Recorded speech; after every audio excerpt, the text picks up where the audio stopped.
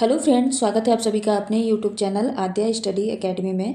आज से हम प्रकाश टॉपिक यानी लाइट टॉपिक को स्टार्ट कर रहे हैं। इसके पहले हमने यूनिट एंड डायमेंशन टॉपिक को छोटी छोटी क्लासेस में डिवाइड करके पढ़ा था। छोटी छोटी क्लासेस में इसलिए पढ़ा था ताकि आपको बहुत ज़्यादा बर्डन न हो, इकट्ठे बोझ ना पड़े और आप छोटे छोटे टुकड़ों के रूप में एक टॉपिक पूरा कंप्लीट कर पाएँ, उसको दिमाग में बैठा पाएँ। ऐसे ही हम लाइट टॉपिक पढ़ेंगे, पूरा प्रकाश टॉपिक पढ़ेंगे। आज की क्लास में मेनली हम पढ़ेंगे लाइट क्या होती है, प्रकाश क्या होता है और प्रकाश के परावर्तन की जो घटना होती है उसके बारे में डिटेल में हम ट्रिक के माध्यम से पढ़ेंगे। हम एक यूनिक तरीका अपनाने वाले हैं पढ़ने का कि अगर कोई पहली बार भी पढ़ रहा ना ये टॉपिक, तो उसको बिल्कुल दिमाग में बैठ जाए, उसके माइंड में बिल्कुल फिट हो जाए और जब भी वो एग्जाम देने जाए तो इससे एक भी क्वेश्चन इस टॉपिक से उसका गलत ना हो। तो ऐसे हम यूनिक तरीके से पूरा अपना टॉपिक कंप्लीट करेंगे। परावर्तन, फिर उसके बाद अपवर्तन। परावर्तन किस में होता है, जैसे दर्पण में परावर्तन होता है तो दर्पण के बारे में पढ़ेंगे। इमेज फॉर्मेशन पढ़ेंगे। ऐसे ही हम लेंस टॉपिक को भी कंप्लीट करेंगे। ज़्यादा बड़ी क्लास नहीं रखेंगे, छोटी छोटी क्लासेस में एक एक टॉपिक हम रिवाइज करते चलेंगे ताकि आपको हर एक टॉपिक अच्छे से समझ में आए। लंबी क्लास होती है ना तो शुरू में तो मन लगता है, फिर लास्ट में जाते जाते क्या होता है कि बोझ लगने लगता है, तो वो चीज़ें स्किप हो जाती हैं माइंड से। तो उसी बर्डन को हटाने के लिए हम छोटे छोटे टुकड़ों में छोटी छोटी क्लासेस एक एक टॉपिक की लेके आ रहे हैं, जिससे कि आपका पूरा कंप्लीट टॉपिक छोटी छोटी क्लासेस में करके कंप्लीट हो जाए। तो चलिए स्टार्ट करते हैं आज की क्लास को। देखते हैं प्रकाश या फिर लाइट क्या होती है। ठीक। और हाँ, पढ़ने से पहले एक चीज़ और जान लीजिए, ये एनसीईआरटी आपको पढ़ाई जा रही है, टोटल एनसीईआरटी पढ़ाई जा रही है, जो कि आपके हर एक एग्जाम, चाहे व्यापम का कोई भी एग्जाम हो, चाहे एसएससी का आपका एग्जाम हो, रेलवे का एग्जाम हो। अब एनसीईआरटी तो हर जगह पूछी जाती है, कोई भी आप टेट का एग्जाम दे रहे हैं, हर एक एग्जाम के लिए उपयोगी है ये, क्योंकि यहाँ पे हम एनसीईआरटी को कवर कर रहे हैं टॉपिक वाइज टॉपिक। अब चलिए स्टार्ट करते हैं अपने क्लास को और देखते हैं प्रकाश होता क्या है, लाइट क्या होती है। तो प्रकाश क्या है, एक प्रकार की एनर्जी है। क्या है? ऊर्जा है, एनर्जी है। पेन का कलर चेंज कर लेते हैं।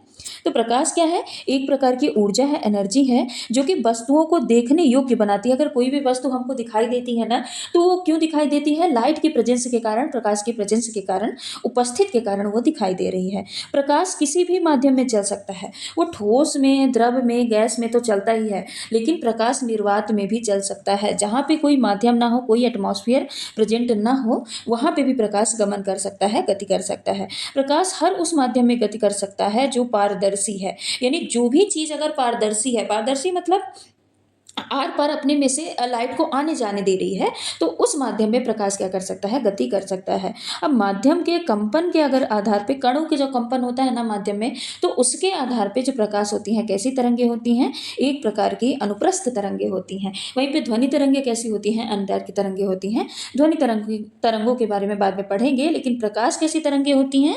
प्रकाश एक प्रकार की अनुप्रस्थ तरंगे होती हैं। प्रकाश में कौन सी घटना होती है? तो प्रकाश में ध्रुवण की घटना होती है। अब ध्रुवण की घटना या पोलराइजेशन जो परिघटना होती है वो क्या होती है?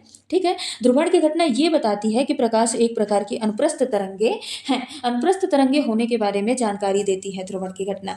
लेकिन ये ध्रुवण की घटना होती क्या है? पोलराइजेशन मेथड होता क्या है, परिघटना होती क्या है? तो देखिए, अगर प्रकाश किसी भी माध्यम में अगर कंपन कर रही है, तो वो क्या है, किसी भी दिशा में कंपन कर सकती है। प्रकाश के कण जो हुए हैं, ये किसी भी दिशा में कंपन कर सकते हैं कि नहीं कर सकते। लेकिन जब ध्रुवण की घटना होती है, तो ध्रुवण की घटना में एक माध्यम डिसाइड होता है, और उस माध्यम में जब प्रकाश गति करता है ना, उस माध्यम में जब प्रकाश के कण कंपन करते हैं, तो वो एक प्लेन में कंपन करते हैं, एक दिशा में कंपन करते हैं। इसी घटना को क्या बोलते हैं? इसी घटना को ध्रुवण की घटना या पोलराइजेशन परिघटना कहा जाता है। ठीक है, तो ध्रुवण की घटना क्या बताती है? ध्रुवण की घटना यह बताती है कि प्रकाश एक प्रकार की कैसी तरंगे हैं? अनुप्रस्थ तरंगे हैं। ठीक है, और प्रकाश जो है हमेशा सीधी रेखा में गमन करता है। कैसा? हमेशा स्ट्रेट लाइन में चलता है, हमेशा सीधी सीधी रेखा में गमन करता है। इसीलिए प्रकाश को कैसा बोला जाता है? ऋजुरेखी प्रभाव कहा जाता है। ऋजुरेखी मतलब क्या होता है? सीधा। ऋजुरेखी मतलब क्या होता है? सीधा, सीधी लाइन, तो ऋजुरेखी प्रभाव कहा जाता है। एग्जाम्पल के तौर पे क्या हो जाएगा? जैसे छाया का बनना, सूर्य ग्रहण, चंद्र ग्रहण का बनना, ये सब किसके कारण होता है? ऋजुरेखी प्रभाव के कारण ही होता है, प्रकाश की सीधी रेखा में गमन करने के कारण ही होता है। देखिए, कोई भी इंसान खड़ा है ना, अब प्रकाश तो भले वो तो देखिए, अगर वो इंसान पारदर्शी होता तो प्रकाश उसमें से होके गुजर जाता, प्रकाश पड़ता उसमें से होके गुजर जाता। मान लीजिए ये आप खड़े हैं, ठीक है, थोड़ा सा इमेज डगमगा जाएगी। हाँ, ये आप खड़े हैं, देखिए कितना अच्छे पिक्चर बनी है। ये आप खड़े हैं। अब इसमें से अगर प्रकाश जा रही है, ऐसे जा रही है, तो अगर आप पारदर्शी होते तो प्रकाश आप में से होके गुजर जाती। गुजरती कि नहीं गुजरती? गुजर जाती। लेकिन क्या है कि जो ह्यूमन बॉडी है वो पारदर्शी नहीं है, ट्रांसपेरेबल नहीं है, वो अपने आप में से प्रकाश को पार नहीं होने देती है। इसके कारण अब प्रकाश की भी प्रकृति है कि वो चलेगी तो सीधी रेखा में ही चलेगी, घूम फिर के नहीं जाएगी। तो क्या होता है, इसी कारण से जो है परछाई का निर्माण होता है, जो शैडो बनता है इसी कारण से बनता है। ठीक है। प्रकाश की चाल रीमर नामक वैज्ञानिक ने बृहस्पति ग्रह के उपग्रह गैनीमेड से ज्ञात की थी। ये आपको थोड़ा सा फैक्ट है, इसको याद कर लीजिएगा कि रीमर नामक वैज्ञानिक ने प्रकाश की चाल बृहस्पति ग्रह के उपग्रह गैनीमेड से ज्ञात की थी। अब प्रकाश की चाल किस माध्यम में कितनी होती है ये याद कर लीजिए। तो निर्वात या फिर वायु में प्रकाश की चाल कितनी होती है? 3 × 10⁻, ये 8 है। ठीक है, 8 मीटर पर सेकेंड होती है। वहीं पे जल में या लिक्विड में प्रकाश की चाल कितनी होती है? 2.25 × 10⁸ मीटर पर सेकेंड होती है। ठीक है। कांच में क्या होती है? 2 × 10⁸ मीटर पर सेकेंड। और नायलॉन में कितनी होती है? 1.96 × 10⁸ मीटर पर सेकेंड होती है। ये कुछ फैक्ट वाली चीज़ें हैं, आपको याद करनी ही पड़ेगी। निर्वात में कितनी होती है? जल में, कांच में और नायलॉन में। अब हम पढ़ते हैं प्रकाश की परावर्तन की घटना के बारे में कि प्रकाश की परावर्तन की घटना होती क्या है।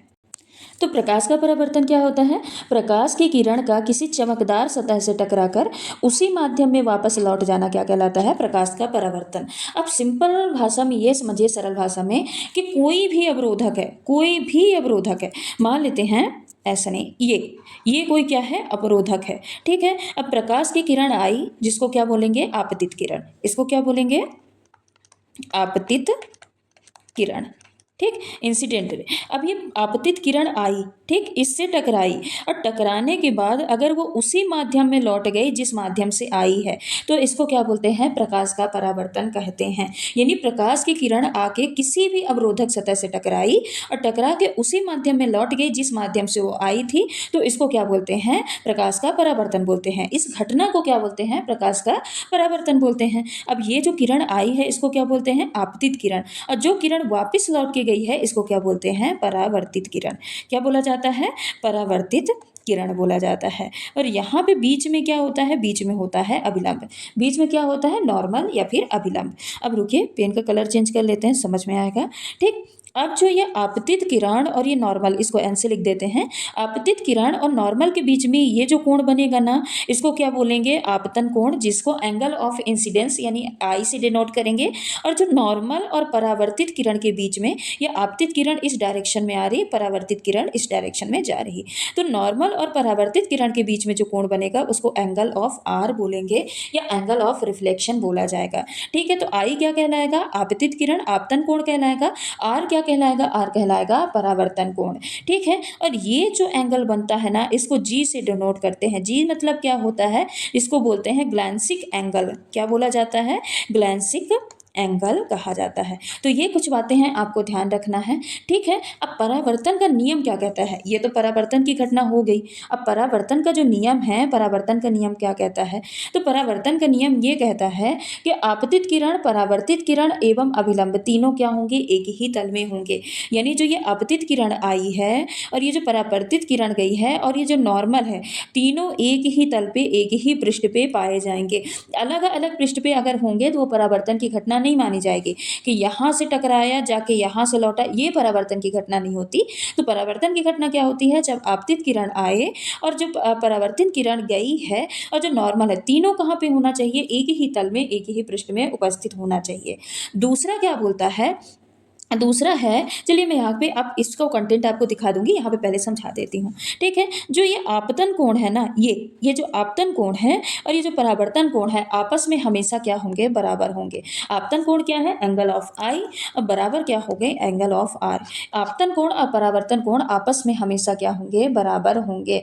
और परावर्तन की घटना जो होती है ना, इसमें कभी भी आवृत्ति नहीं चेंज होती है, इसमें कभी भी आवृत्ति नहीं बदलती है। माध्यम चेंज होने पर सिर्फ क्या होता है? वेवलेंथ चेंज हो जाता है, लेकिन आवृत्ति क्या होती है? नहीं बदलती है। वेवलेंथ क्या हो जाएगा?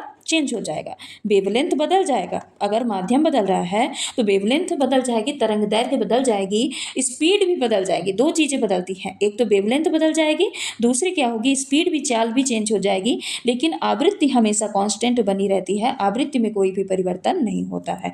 तो ये सब क्या होते हैं, ये परावर्तन के नियम होते हैं। ठीक है, परावर्तन के आधार पे ही, अगर जो परावर्तन की घटना होती है ना, इसी आधार पे ही हम विभिन्न वस्तुओं को, विभिन्न रंगों को देख पाते हैं। जो सारे रंग हमको दिखाई देते हैं ना, ये किस कारण से दिखाई देते हैं, परावर्तन के कारण ही दिखाई देते हैं। देखिए, जब सूर्य का प्रकाश किसी वस्तु से टकराता है और वह वस्तु जिस रंग को क्या कर देती है, अपने आप में अवशोषित कर लेती है, वह उसी रंग की वस्तु को दिखाती है। यानी अगर वस्तु हमको हरी दिख रही ना, मतलब वो क्या है, उसने हरे रंग को अपने अंदर अंदर क्या किया है, सॉरी उल्टा हो गया।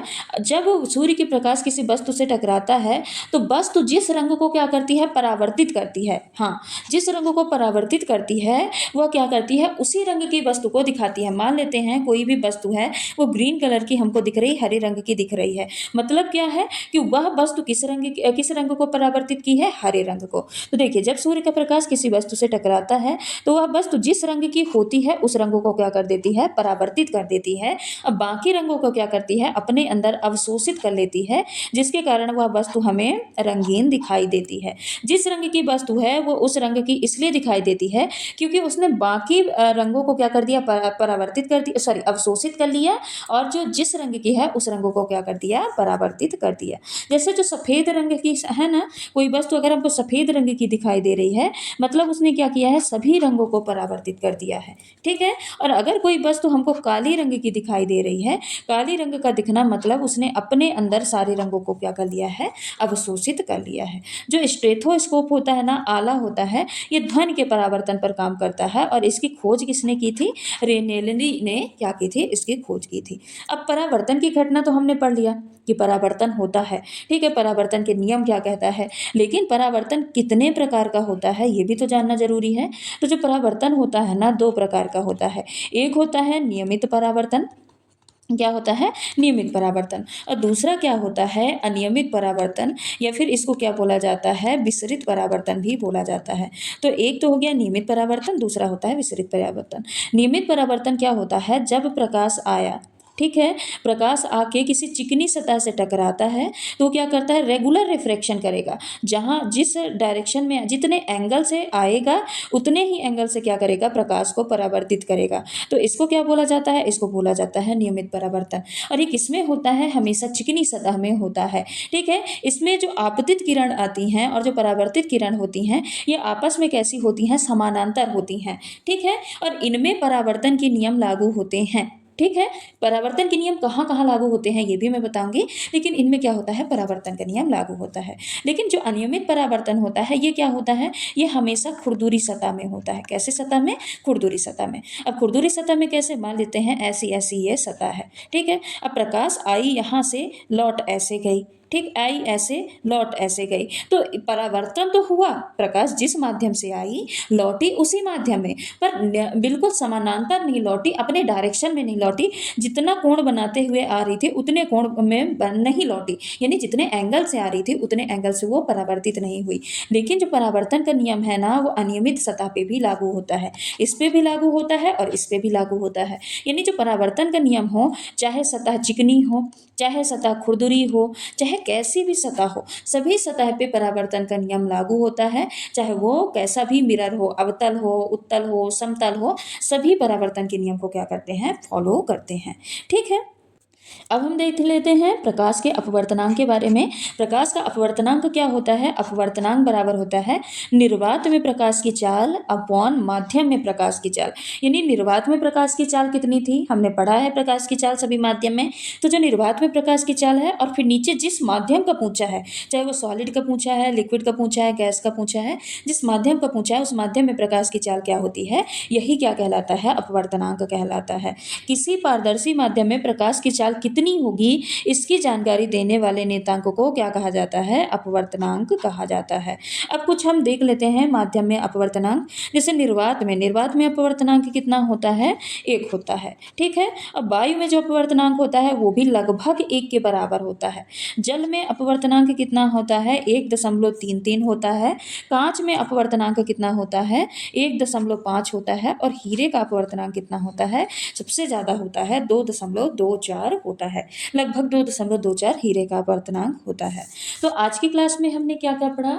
आज की क्लास में हमने पढ़ा है प्रकाश के बारे में कि प्रकाश होती क्या है, फिर किस माध्यम में प्रकाश की चाल कितनी है ये भी हमने पढ़ा। हमने परावर्तन की पूरी घटना पढ़ी कि परावर्तन क्या होता है, परावर्तन के नियम के बारे में पढ़ा, परावर्तन के कितने प्रकार होते हैं ये भी हमने पढ़ा।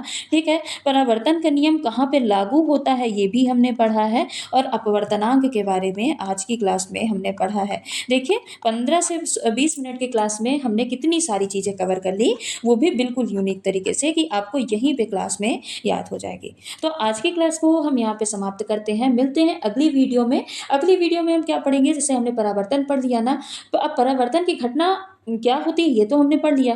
परावर्तन की घटना होती किसमें है अगली क्लास में हम ये पढ़ेंगे। ठीक है। यानी हम दर्पण के बारे में अगली क्लास में पढ़ेंगे।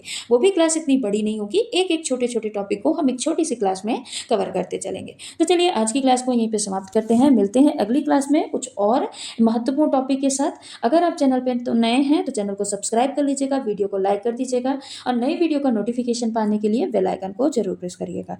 धन्यवाद।